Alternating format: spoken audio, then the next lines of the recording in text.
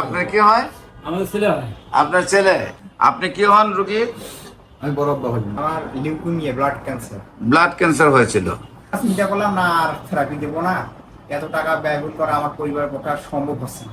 Allopathic ডাক্তারের পরবর্তীতে বন মেরু ট্রান্সফার কথা বলছে নাকি? জি স্যার, বন মেরু ট্রান্সফার হতে টাকা পয়সা কত চাইছে? 30 লাখ টাকা খরচ পড়বে এই কথা বলছেন। আর কেমোতে প্রতি মাসে কত চাইছে? 2 লাখ টাকা। তারপরও গ্যারান্টি নেই স্যার। এরপরে কোনো গ্যারান্টি নাই। 12 লাখ টাকা শেষ হয়ে গেছে ওই মেডিকেলে, ঢাকা মেডিকেলে। 12 লাখ টাকা যে খরচ করছেন এর মধ্যে রক্ত আর ঠিক নাই, খালি না স্যার, আমার মানে অস্তিত্ব প্রমাণ নাই দেয় স্যার। স্যার, ওই কেমো দেয়, রক্ত শেষ। কেমো দেয়। রক্ত শেষ।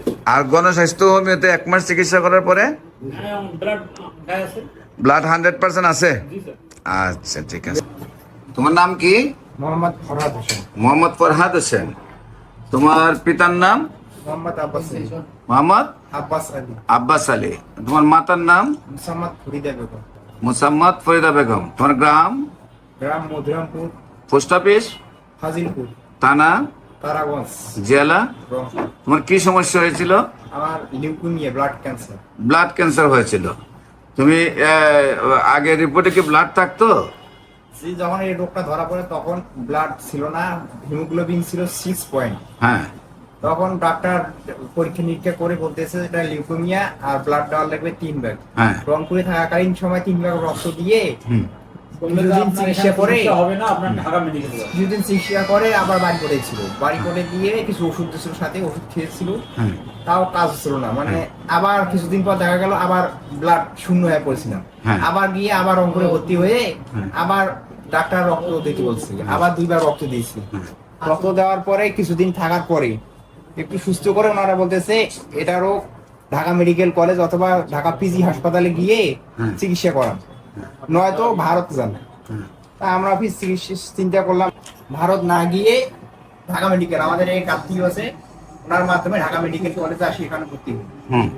ভর্তি হওয়ার পরে ওনারা দেখে টেকে থেরাপি দিতে বলছে। থেরাপি দিছি, দিয়ে 3 বার দিন। থেরাপি দেওয়ার পাশাপাশি থেরাপি কয়বার দিচ্ছেন?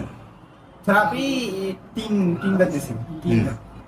3 বার দেওয়ার পরেও আবার রিপোর্ট পরীক্ষা হচ্ছে, রিপোর্ট পজিটিভ বলছে যে ক্যান্সার এখন 1.37% আছে।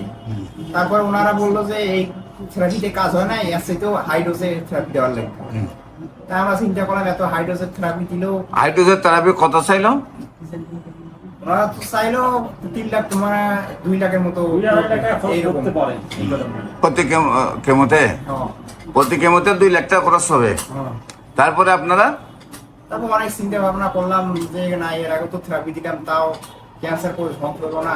এখন স্যার বলতেছে যে ওটা যদি কাজ না করে এটা আছে তো হাই পাওয়ারই কেমো দেওয়ার লাগবে। হাই পাওয়ারই কেমো দেওয়ার আগতে কেমোথেরাপি দিয়ে আমার শরীর অবস্থা খুবই হচ্ছিল, মানে খুবই দুর্বল হয়ে পড়ছিলাম। তাই এরপরে ওই দুর্বলটা আবার রিকভারি করতে আমার প্রায় 1.5 মাসের মতো সময় লেগে গেছে। ঢাকা মেডিকেল কলেজে 3 মাসের নাগাদ ছিলাম।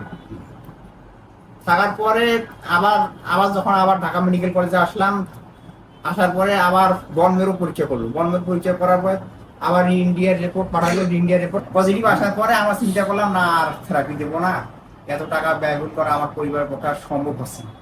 এরপরে অনলাইনের মাধ্যমে আপনাদের এই যে গণস্বাস্থ্য হোমিওতে আসেন, 1 মাস চিকিৎসা করেছেন, এখন আপনার রিপোর্ট কি অবস্থা? মোটামুটি আল্লাহর রহমতে ভালো। এখন রিপোর্টও ভালো, আপনার শারীরিক অবস্থা ভালো, শারীরিক সমস্যাও ইনশাল্লাহ নাই। আপনি কি হন রুগী? আমি বড় আব্বা হই। হ্যাঁ, কি আপনার রুগীর এখন কি অবস্থা? ভালো। ভালো, অনেক। হ্যাঁ, আপনার কি হয়? আমাদের ছেলে হয়। আপনার ছেলে। এখন আপনার ছেলের কি অবস্থা? মোটামুটি অনেক ভালো। মোটামুটি ভালো। দেশবাসীকে ক্যান্সার থেকে মুক্তি পাওয়ার জন্য গণস্বাস্থ্য হোমিওতে যোগাযোগ করার জন্য স্ক্রিনে দেওয়া নম্বরে যোগাযোগ করেন।